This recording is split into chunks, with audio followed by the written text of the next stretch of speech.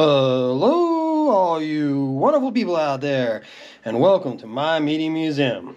Today, we're starting our third batch of picture sleeves, and this will be our last batch of random picture sleeves because I went through the remaining unsorted boxes of 45 RPM vinyls that I have and pulled all of the picture sleeves out. So there will be more picture sleeves, but not until we get to the A to Z collection, which will be quite some time down the road because I've still got about 5 or 6 mixed boxes to film. I remember when this came out, riding my motorcycle down to Wichita Falls, Texas, to the mall there, and picking this up on cassette tape. And I was a little disappointed with it, to be quite entirely honest. I thought there'd be a lot more new material on it. And really, other than the Who Made Who song, there was only a couple of new instrumentals that were used as bit pieces in the Maximum Overdrive soundtrack. But still, it's cool. It is greatest hits with a new song and a couple of short instrumentals. So it was still really good to have. I bought it on CD years later. Here's the A side of Who Made Who, and this B side I believe is an exclusive track to the 45 single Guns for Hire. This is a live version, and it's not noted as being from any live album that I'm aware of theirs, so this is really cool to have as well. They went a long time without putting out a live album with Brian Johnson, so getting a live track back then at that time with Brian Johnson on vocals was really cool. So moving on, we've got Rat, Round and Round, which is a really great Rat song. I love that song. Did you see the Geico commercial where the people had a rat problem and they had Rat playing in the attic? Oh, how funny was that, huh? I absolutely love that. That commercial was a hoot and a holler. But back in the day when this came out, this was a really big song for Rat, and I really loved their first 3 albums, the EP being included in that. But they did really good out of the gate. A lot of great stuff. This was probably their best album, with the Invasion of Your Privacy being a really strong follow-up to it. But I remember recently, vaguely remember I must say, going to a party and doing karaoke to this song. It's only the second time I've ever karaoke'd, first time being Billy Idol's Rebel Yell on a very drunken night in a bar about 12-15 years ago. But yeah, I had a real good time recently and singing Round and Round with a neighbor of mine was quite funny, a little comical. B-side of this being The Morning After, which is also another really good song from them. So, but it was on the album as well, nothing special in that regards there. And then next up, I was really surprised to get this. It's not in the best of shape. It's obviously been worn and it's a little dirty looking, but that just kind of adds to its character in my opinion. Badlands, Dreams in the Dark. What a great song, what a great album, really good band. I was really surprised to come across this in a box. And you know, if you're not familiar with the band, the first 2 albums especially are really great. It's got Jakey Lee. He played guitar with Ozzy on Bark at the Moon in '83 and Ultimate Sin in '86.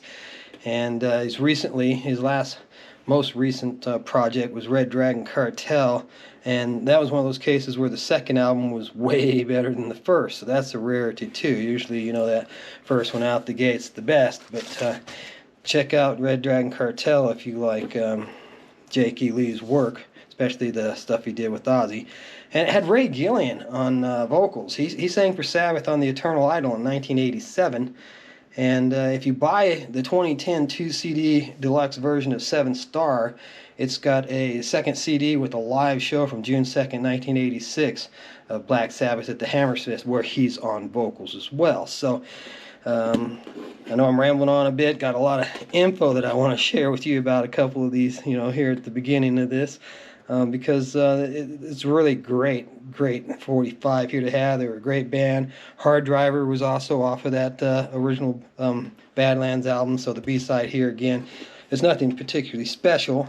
It even notes it as being the LP version. Both sides being the LP version, so there's nothing unusual about these, but it's just really awesome to have that on a 45. That's not a 45 that I expected to run across. All right, now Deep Purple, Bad Attitude.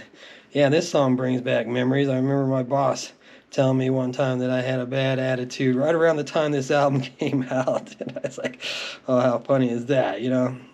And I didn't. She had a bad attitude, but you know, that's just opinions. They vary.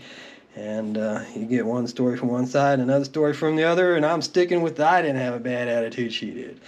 But anyways, this song always reminds me of her, which isn't necessarily a good thing. But it's a great song. This was from House of Blue Light, when they reunited with that, well, I think it was the Mark IV lineup. They've got their lineups marked, called Mark 1, 2, 3, and 4, and the one with Gillan, Blackmore, Glover, and Lord was the most popular one that did their biggest albums. Who Do We Think We Are, Machine Head, the really, really classic stuff with Smoke on the Water and Woman from Tokyo and all that good stuff that you know so well from Deep Purple. This was a big deal when they had this reunion. And this is an edited version though, so this is something special to have. This is a 45 edit, and that makes this kind of special to listen to and have. And the B-side is a song called Black and White, which was also that off of that same album. And it's just the album version, so nothing really special on the B-side.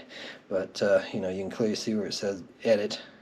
So it's a radio edit, 45 single edit. Next up, sticking with some metal for now.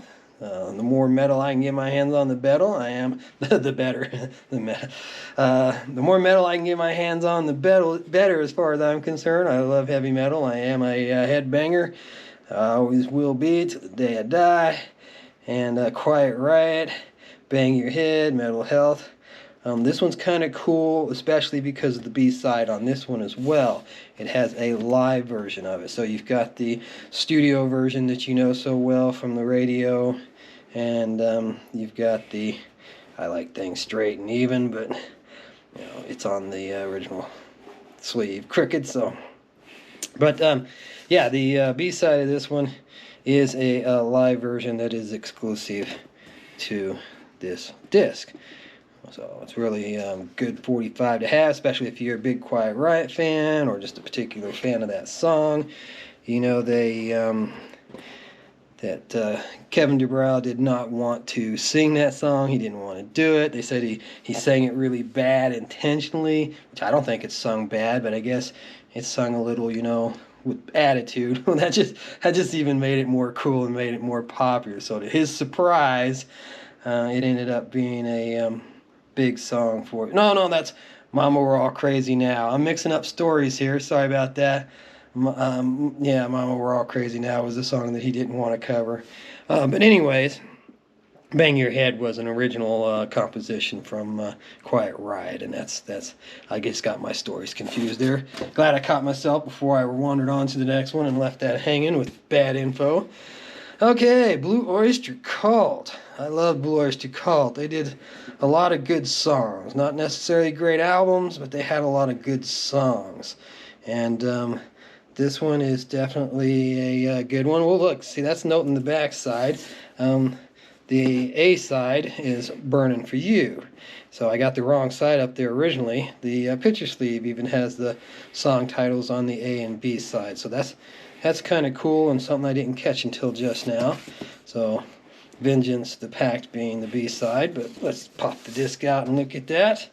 But yeah, if you haven't heard the last Blue Oyster Cult album, I don't remember what the title of it was. It just came out a few years back, maybe around 2020 or so.